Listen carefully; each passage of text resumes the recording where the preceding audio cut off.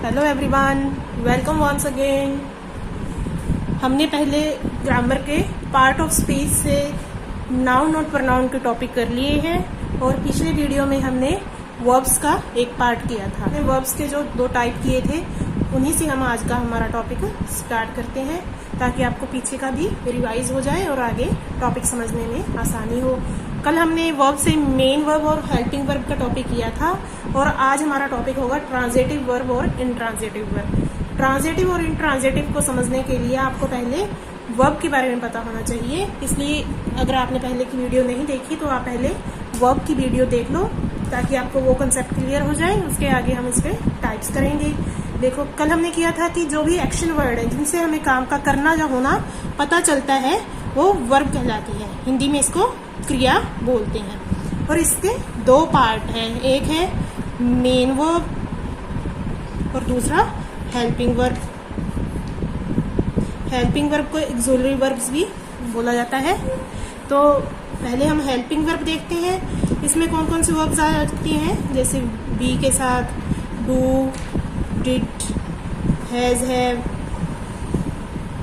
इस तरह से सारी जहाँ हमारे मॉडल ऑक्सिलरी है, कैन, कुड, मे, माइट, इस तरह से जितने भी ये वर्ब्स हैं ये सारी हमारी हेल्पिंग वर्ब्स के रूप में काम करती हैं। ये हमारे सब्जेक्ट की जो स्टेट है उसको ये रिप्रेजेंट करती हैं, इसलिए ये हेल्पिंग वर्ब की कैटेगरी में रखी जाती हैं।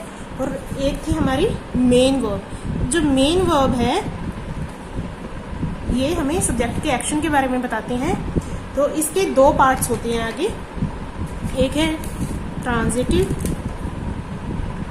और दूसरा इंट्रांजिटिव। आज हम इन दोनों पार्ट्स के बारे में ही बात करेंगे। ये दोनों पार्ट्स वर्ब के टॉपिक में बहुत इंपॉर्टेंट है क्योंकि आगे कॉम्पिटिटिव एग्जाम में भी इनसे रिलेटेड काफी क्वेश्चन पूछे जाते हैं। उसमें एक सेंटेंस दे दिया जाता है जिसमें आपसे पूछा जाता है कि इसमें ट्रांजिटिव या इंट्रांजिटिव वर्ब को फाइंड आउट करो। इसलिए आपको ये कंसेप्ट क्लियर होना जरूरी है। अगर आपको ट्रांजिटिव इंट्रांजिटिव वर्ब के बारे में पता होगा तभी आप इस तरह के क्वेश्चन को सॉल्व कर सकते हो। इसलिए आज हम सबसे पहले इन टॉपिक्स को क्लियर करते हैं। अब हम देखते हैं ट्रांजिटिव और इंट्रांजिटिव वर्ब्स को। ट्रांजिटिव वर्ब को हिंदी में कहा जाता है कर्मक क्रिया और इंट्रांजिटिव वर्ब को कहा जाता है अकर्मक क्रिया। ट्रांजिटिव वर्ब्स वो वर्ब हैं जिनको अपने पीछे एक ऑब्जेक्ट की जरूरत होती है। These verbs need an object with them. देखो, उस एक्शन को रिसीव करने के लिए एक ऑब्जेक्ट की जरूरत होती है, वो ट्रांजिटिव वर्ब की कैटेगरी में आती हैं। For example, Rahul kicked the ball. Rahul ने किक किया, किसको? बॉल को। देखो, अगर हम इस सेंटेंस को यहीं छोड़ दें, राहुल किक्ड, तो आप पूछोगे किसको किक किया, क्या किक किया, तो हमें ये सेंटेंस इनकम्प्लीट लगता है। इसको कंप्लीट करने के लिए हमें ऑब्जेक्ट चाहिए और वो object Rahul kick the ball. Rahul ने बॉल को किक किया। ट्रांजिटिव वर्ब में वट और हुम लगा के आप देख सकते हो कि आगे ऑब्जेक्ट की जरूरत है। अगर वट और हुम लगाने से आपको आगे ऑब्जेक्ट चाहिए तो वो ट्रांजिटिव वर्ब कहलाएगी। जैसे राहुल किक्ड, क्या वट आ गया? What kicked the ball. Okay, उसी तरह और देखो, he gave me a pen. उसने मुझे पेन दिया। गेव होगी हमारी वर्ब। अब पूछा जाएगा ये ट्रांजिटिव है या इंट्रांजिटिव, तो आपने देखना है मी अ पेन, उसने मुझे दिया, पीछे ऑब्जेक्ट आ गया, पेन दिया। इसमें देखो 2 ऑब्जेक्ट आ रहे हैं, एक तो मी और एक आ रहा है पेन। इसमें दोनों रिक्वायरमेंट आ रही हैं। व्हाट, क्या दिया? पेन दिया। हुम, किसको दिया? मुझे दिया। ओके, दोनों ऑब्जेक्ट हैं पीछे। ये 2 क्वेश्चन राइज कर रहा है, क्या दिया और किसको दिया, तो दोनों इसमें कंप्लीट हो रहे हैं। It means this is a transitive verb. और एग्जाम्पल देख लो, शी लाइक्स फ्रूट्स। तो इससे हमें क्लियर हो गया कि वो क्या पसंद करती है?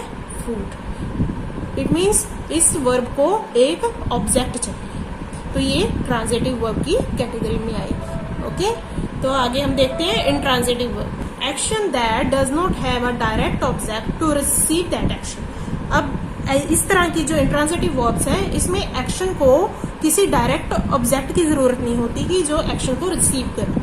इसमें एक्शन अपने आप कंप्लीट होगा। जैसे ही स्माइल्ड, वह मुस्कुराया। अब हम कहें वह क्या मुस्कुराया, किसको मुस्कुराया, इस तरह के क्वेश्चन राइज करें, इसका कोई मीनिंग नहीं बनता, ये अपने आप में कंप्लीट है। वह मुस्कुराया, ठीक है, इसका प्रभाव सीधा सब्जेक्ट पर है। वी फेल्ड, हम फेल हो गए, हम फेल, तो इसका प्रभाव कहाँ है? सब्जेक्ट पर। ये हमारी वर्ब है और वर्ब का एक्शन है फेल होना, तो इसका प्रभाव जा रहा है सब्जेक्ट पर। अब इसके लिए हमें यहाँ ऑब्जेक्ट की कोई जरूरत नहीं है, ये अपने आप में सेंटेंस कंप्लीट है। अगर इनमें से हम ऑब्जेक्ट हटा दें ऊपर के सेंटेंसेस में, तो ये सेंटेंस इनकम्प्लीट लगेंगे, ये कंप्लीट नहीं दिखाएंगे, और ये सेंटेंस अपने आप में उनकी सेंस कंप्लीट है। इसलिए ये इनट्रांजिटिव वर्ब्स हैं जिसको किसी ऑब्जेक्ट की जरूरत नहीं। अब पीछे, और इसमें हमारे जो वर्ब है इसको ऑब्जेक्ट की जरूरत पड़ती है। तो दोनों में यही डिफरेंस है। सिंपल लैंग्वेज में अगर आप कहो ट्रांजिटिव, ट्रांजिट का मतलब होता है पास ओवर, किसी चीज को आगे पास कर देना। इसमें जो वर्ब का एक्शन है वो आगे ऑब्जेक्ट पे पास कर दिया जाता है, और इसमें इनट्रांजिटिव इसको नहीं पास किया जाता, इसका पूरा प्रभाव सब्जेक्ट पर ही पड़ता है, इसलिए ये इनट्रांजिटिव है। अब हम कुछ एग्जांपल और देख लेते हैं ताकि आपको ये कॉन्सेप्ट बिल्कुल इजीली क्लियर हो जाए और इसमें कोई डाउट ना रहे। ओके, देखो, आई बॉट अ फोन। आई, ये हो गया सब्जेक्ट, बॉट वर्ब, और अ फोन ऑब्जेक्ट। मैंने फोन खरीदा। अगर हम इसको यहाँ छोड़ दें, आई बॉट, मैंने खरीदा, तो अपने आप क्वेश्चन राइज होता है क्या खरीदा, सेंस इनकम्प्लीट है इसमें, तो अ फोन एक ऑब्जेक्ट चाहिए, तो ये हमारा हो गया ट्रांजिटिव फॉर्म।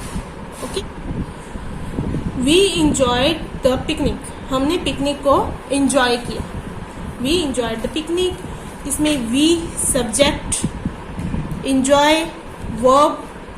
अब वी इंजॉय, क्या इंजॉय किया? पिकनिक को, तो वर्ब को ऑब्जेक्ट चाहिए इसमें, ये हो गया transitive. I open the window, I open the window, I subject. अब आपको सब्जेक्ट और ऑब्जेक्ट के बारे में क्लियर पता चल गया। ये भी पता है कि यहाँ पे ये वर्ब है, सिर्फ हमने ये देखना है कि ये ट्रांजिटिव है या इंट्रांजिटिव है। विंडो हमारा ऑब्जेक्ट हो गया, तो इस सेंटेंस में हमें एक्शन कंप्लीट करने के लिए एक ऑब्जेक्ट की जरूरत पड़ती है, तो वो ट्रांजिटिव वर्ब के रूप में यहाँ आ गई। आगे देखो, द बुक फेल, बुक गिर, बुक गिरी। इसमें आप पूछो क्या गिरी, नहीं, किसको गिरी, नहीं, कोई क्वेश्चन नहीं बनता। द बुक फेल, ये अपने आप में इसकी सेंस कंप्लीट है, तो ये इनट्रांजिटिव वर्ब की कैटेगरी में आएगा। आपको जब कोई भी कॉम्पिटिटिव एग्जाम होगा उसमें वर्ब को अंडरलाइन करके पूछा जाएगा ये ट्रांजिटिव वर्ब है या इनट्रांजिटिव वर्ब, तो आपने सिर्फ इसको यही देखना है कि पीछे कोई ऑब्जेक्ट आ रहा है या कोई ऑब्जेक्ट नहीं आ रहा।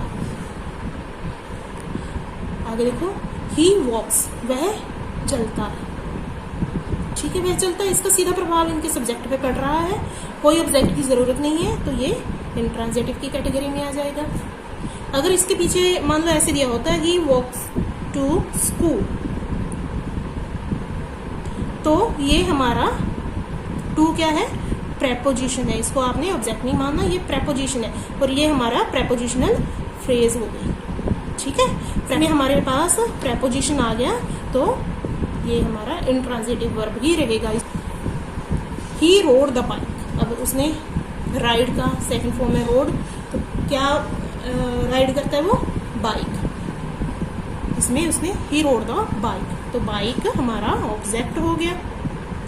जब भी आप क्या लगा के क्वेश्चन करोगे उसमें क्वेश्चन राइज होता है, तो वो आपके ट्रांजिटिव वर्ब है, अगर क्वेश्चन नहीं बनता है तो वो आपकी इनट्रांजिटिव वर्ब है। तो इसमें क्या से हमारा क्वेश्चन बन रहा है, ही रोड, क्या रोड किया, तो ये होगी हमारी transitive verb. She baked pizza, उसने पिज्जा बेक किया, तो बेक को ऑब्जेक्ट चाहिए पिज्जा, ये हमारी वर्ब है और ये ऑब्जेक्ट है, तो ये ट्रांजिटिव, क्योंकि बेक के साथ हमारी सेंस कंप्लीट नहीं हो रही, तो हमने ऑब्जेक्ट लिया पिज्जा, तो ये हमारा सेंटेंस कंप्लीट हो गया।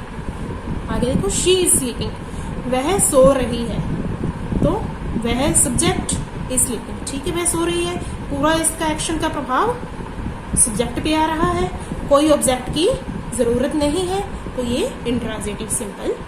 आई एम टीचिंग, मैं पढ़ा रही हूँ, टीचिंग और आई इनके आपस में रिलेशन है, कौन पढ़ा रहा है, आई, तो एक्शन का पूरा प्रभाव सब्जेक्ट पे है, इसलिए ये भी इंट्रांजिटिव। और एग्जांपल देख लो, the boy flew a kite, लड़के ने पतंग उड़ाया। अब द बॉय फ्लू क्या उड़ाया, क्वेश्चन राइज हो रहा है, तो काइट, तो ये हो गया ट्रांजिटिव वर्ब। ओके, अब ये एग्जाम्पल करने के बाद आपके डाउट दूर हो गए होंगे और आपको ये टॉपिक अच्छे से क्लियर हो गया होगा। अगर फिर भी आपकी कोई क्वेरी हो तो आप मुझे कमेंट सेक्शन में पूछ सकते हो। So thank you very much for listening.